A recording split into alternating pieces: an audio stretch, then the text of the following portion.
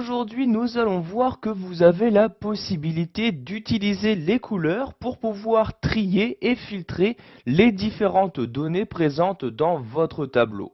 Donc, vous voyez par exemple ici, j'ai différencié pour les achats donc les différents niveaux. Donc, par exemple, pour de 1000 euros d'achat, j'ai mis une certaine couleur. Pour plus de 500 euros, il s'agit d'une autre couleur. Entre 100 et 500 euros, encore d'une autre couleur. Et moins de 100 euros, donc vous voyez ici la couleur est le noir. De même, pour différencier ici dans cette colonne les hommes et les femmes, vous pouvez voir que j'ai ici mis les femmes en rouge. Nous allons maintenant voir comment cela peut nous servir donc pour trier et filtrer ces données. Donc je dois pour commencer faire apparaître les filtres automatiques. Donc pour les faire apparaître, je me rends en haut dans le ruban Office et clique ici sur Données. Une fois dans cet onglet, vous allez cliquer ici sur Filtrer pour automatiquement faire apparaître tous les filtres disponibles de votre tableau. Vous allez donc avoir ici pour chaque cellule d'entête de votre tableau ici donc ces flèches-ci. C'est par l'intermédiaire de ces flèches que vous allez pouvoir trier et filtrer les données.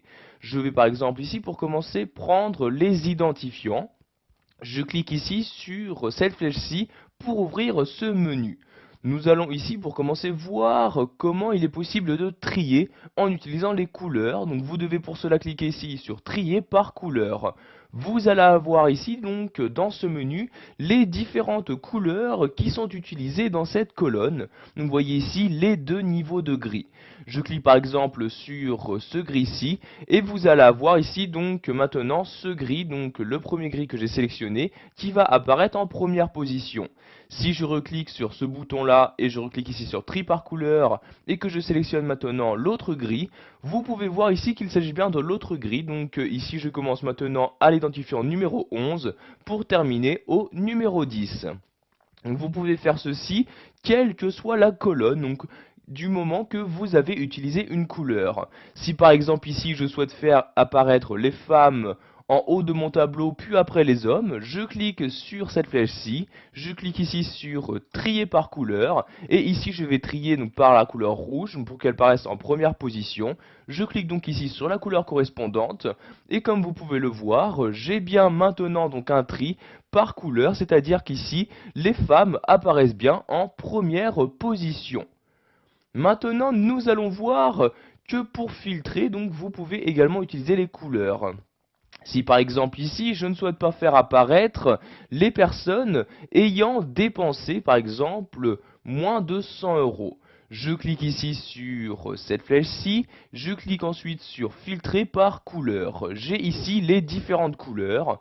Donc vous voyez par exemple si je clique sur ce vert-là, je n'affiche donc que les personnes, donc que la couleur correspondante. Si je reclique ici sur ce bouton, puis filtre par couleur, donc vous voyez je clique maintenant sur automatique, cela m'affiche donc toutes les cellules qui n'ont pas de couleur. Donc ici, ceci m'affiche bien les personnes ayant dépensé moins de 100 euros.